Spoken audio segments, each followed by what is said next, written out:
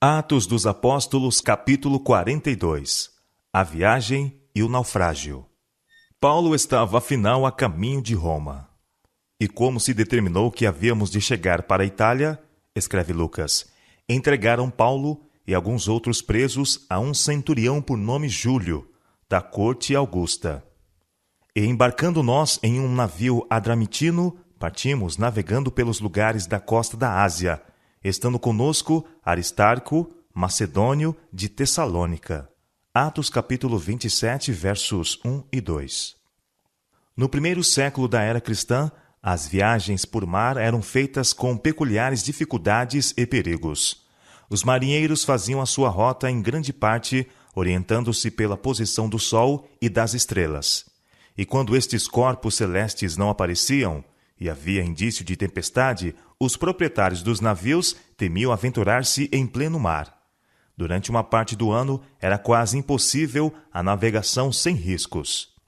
O apóstolo Paulo era agora chamado a suportar as difíceis experiências que lhe poderiam tocar como um prisioneiro em cadeias durante a longa e tediosa viagem para a Itália. Uma circunstância suavizou grandemente as dificuldades de sua vida. Foi-lhe permitida a companhia de Lucas e Aristarco. Em sua carta aos Colossenses, referiu-se ele mais tarde ao último como seu companheiro de prisão. Mas foi por vontade própria que Aristarco partilhou da prisão de Paulo, a fim de poder confortá-lo em suas aflições. A viagem começou favoravelmente. No dia seguinte lançaram âncora no porto de Sidom. Ali, Júlio, o centurião, tratando Paulo humanamente e sendo informado de que nesse lugar havia cristãos, lhe permitiu ir ver os amigos, para que cuidassem dele. Atos capítulo 27, verso 3. Essa permissão foi grandemente apreciada pelo apóstolo, que estava com a saúde debilitada. Havendo deixado Sidom, o navio encontrou ventos contrários, e tendo se desviado de uma rota direta, seu progresso foi bem lento. Em Mirra, na província de Lícia, o centurião encontrou um grande navio de Alexandria, que viajava para a costa da Itália. E para esse navio transferiu imediatamente os prisioneiros. Mas os ventos eram ainda contrários, e o progresso do navio foi difícil. Lucas escreve: E como por muitos dias navegássemos vagarosamente, havendo chegado apenas defronte a Cnido, não nos permitindo o vento ir mais adiante, navegamos abaixo de Creta, junto de Salmone, e costeando-a dificilmente, chegamos a um lugar chamado Bons Portos. Em Bons Portos, foram forçados a ficar por algum tempo, esperando o vento mais favorável. O inverno estava se aproximando rapidamente, sendo já perigosa a navegação, e os que tinham a responsabilidade do navio tiveram que desistir de alcançar seu destino antes que a época favorável para a navegação marítima se encerrasse naquele ano. A única questão a ser decidida, então, era se deviam permanecer em Bons Portos ou tentar alcançar um lugar mais favorável para invernar. Essa questão foi calorosamente discutida, sendo afinal referida pelo centurião a Paulo, o qual conquistara o respeito tanto dos soldados como da tripulação. Sem hesitação, o apóstolo aconselhou ficarem onde estavam. Vejo, disse ele, que a navegação há de ser incômoda e com muito dano, não só para o navio e carga, mas também para as nossas vidas. Mas o piloto e o mestre do navio e a maioria dos passageiros e toda a tribulação não quiseram aceitar esse conselho. Como aquele porto em que ancoraram não era cômodo para invernar, os mais deles foram de parecer que se partisse dali para ver se podiam chegar a Fênix, que é um porto de Creta, que olha para a banda do vento da África e do Coro, e invernar ali. Atos capítulo 27, versos 8 a 12. O centurião decidiu seguir o discernimento da maioria. De comum acordo, soprando o vento sobrandamente, deixaram Bons Portos, na esperança de que alcançariam logo o desejado porto. Mas, não muito depois, deu nela um pé de vento, e sendo o navio arrebatado, não podiam navegar contra o vento. Impulsionado pela tempestade, o navio se aproximou da pequena ilha de Clauda, e nesse abrigo os tripulantes se prepararam para o pior. O bote salva-vidas, seu único meio de escape no caso do navio afundar, estava amarrado e sujeito a ser feito em pedaços a cada momento. Seu primeiro trabalho foi içar esse bote para bordo. Todas as precauções possíveis foram então tomadas para fortificar o navio e prepará-lo para resistir à tempestade. A exígua proteção oferecida pela pequena ilha não durou muito, e logo estavam de novo expostos a toda a violência da tempestade. Toda a noite a tempestade rugiu, e não obstante as precauções tomadas, o navio fazia água. No dia seguinte, aliviaram o navio. De novo veio a noite, mas o vento não amainava. O navio abatido pela tempestade e as velas rotas era, pela fúria do vento, atirado de um lado para outro lado. A cada momento parecia que o madeiramento dos costados, que não deixava de ranger, se iria abrir, tal a veemência dos abalos e estremecimentos produzidos pelos choques das ondas. A invasão da água mais aumentava, e a tripulação e passageiros trabalhavam continuamente nas bombas. Não havia um momento de repouso para ninguém a bordo. E ao terceiro dia, escreve Lucas, nós mesmos, com as nossas próprias mãos, lançamos ao mar a armação do navio. E não aparecendo, havia já muitos dias, nem sol nem estrelas, e caindo sobre nós uma não pequena tempestade, fugiu-nos toda a esperança de nos salvarmos. Atos capítulo 27, versos 18 a 20. Durante 14 dias flutuaram sobre um céu sem sol e sem estrelas. O apóstolo, embora sofrendo ele próprio fisicamente, tinha palavras de esperança para o momento mais crítico, uma mão auxiliadora em cada emergência. Agarrou-se pela fé ao braço do poder infinito e seu coração se apoiava em Deus. Não temia por si. Sabia que Deus o preservaria para testificar em Roma da verdade de Cristo. Porém, seu coração se comovia de piedade pelas pessoas que lhe estavam ao redor, pecadoras, degradadas e não preparadas para morrer. Ao suplicar ardentemente a Deus para lhes poupar a vida, foi-lhe revelado que sua oração fora atendida. Aproveitando a vantagem de uma trégua na tempestade, Paulo ficou na coberta e, levantando a voz, disse: Senhores, na verdade, era preciso terem-me atendido e não partir de Creta, para evitar esse dano e perda. Mas, já agora, vos aconselho bom ânimo, porque nenhuma vida se perderá de entre vós, mas somente o navio. Porque esta mesma noite, um anjo de Deus, de quem eu sou e a quem sirvo, esteve comigo dizendo: Paulo, não temas. É preciso que compareças perante César, e eis que Deus, por sua graça, te deu todos quantos navegam contigo. Portanto, senhores, tende bom ânimo, pois eu confio em Deus que sucederá do modo por que me foi dito. Porém, é necessário que vamos dar a uma ilha. Atos capítulo 27, versos 21 a 26. Após essas palavras, reviveu a esperança. Passageiros e tripulantes se ergueram de sua apatia. Havia muito ainda a ser feito, e cada esforço e capacidade deviam ser exercitados para evitar a destruição.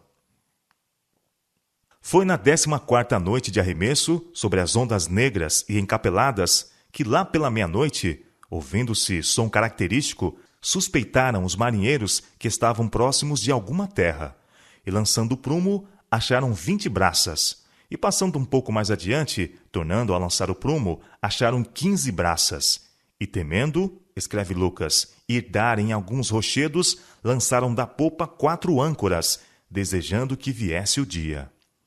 Atos capítulo 27, versos 27 a 29. Ao raiar do dia, os contornos da costa tempestuosa eram vagamente visíveis, mas não se viam quaisquer sinais de terra familiar.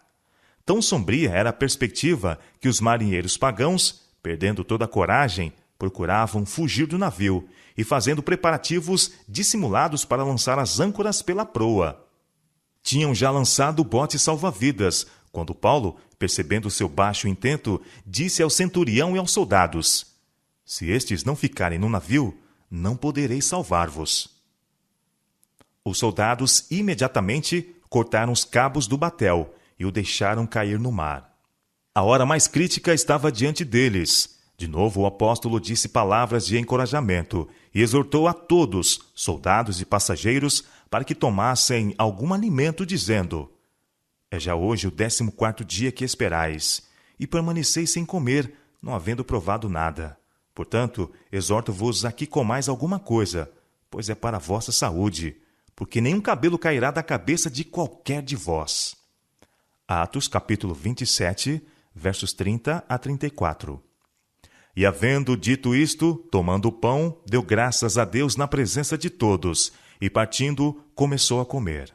Então aquele exausto e desencorajado grupo de 265 almas, que não fora Paulo ter-se-ia desesperado, uniu-se ao apóstolo em partilhar do alimento. E refeitos com a comida, aliviaram o navio, lançando o trigo ao mar. Atos capítulo 27, versos 35 a 38. A luz do dia tinha agora rompido plenamente, mas eles nada podiam ver que lhes determinasse o lugar em que estavam. Enxergaram, porém, uma enseada que tinha praia, e consultaram-se sobre se deveriam encalhar nela o navio.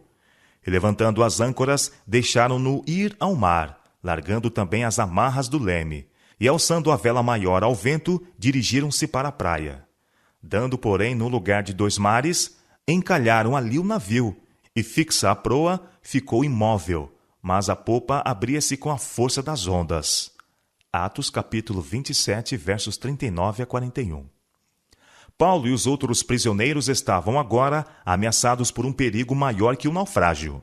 Os soldados viram que, enquanto estivessem procurando alcançar a terra, se lhes ia impossível vigiar os prisioneiros.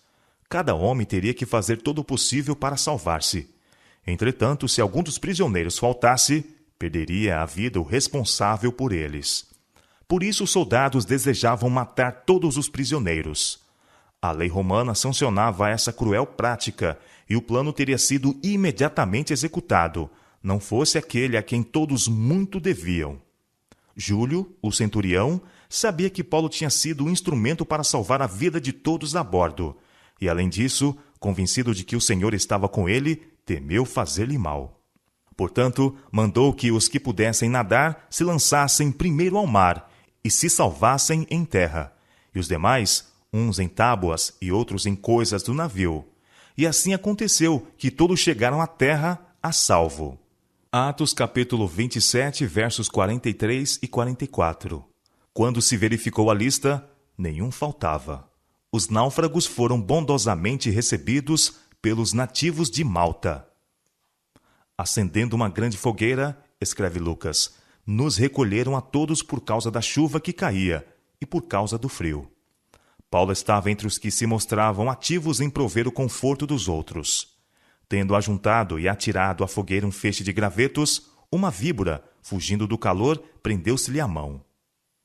Os circunstantes ficaram tomados de horror, e vendo por suas correntes que Paulo era prisioneiro, diziam uns aos outros: certamente este homem é homicida, visto como, escapando do mar, a justiça não o deixa viver.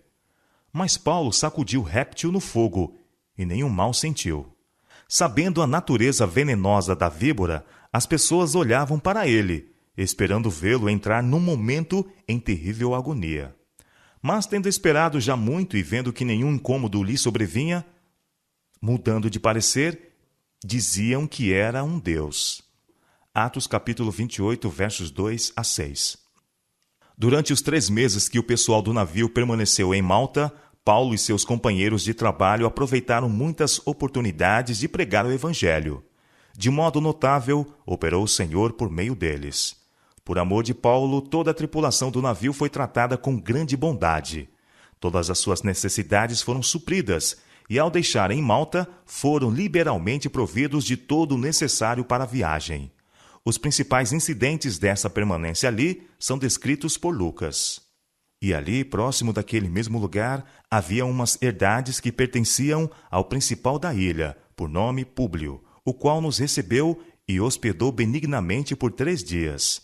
E aconteceu estar de cama, enfermo de febres e disenteria, o pai de Públio, que Paulo foi ver, e havendo orado, pôs as mãos sobre ele e o curou. Feito, pois, isto, vieram também ter com ele os demais que na ilha tinham enfermidades e sararam. os quais nos distinguiram também com muitas honras, e havendo de navegar, nos proveram das coisas necessárias. Atos capítulo 28, versos 7 a 10.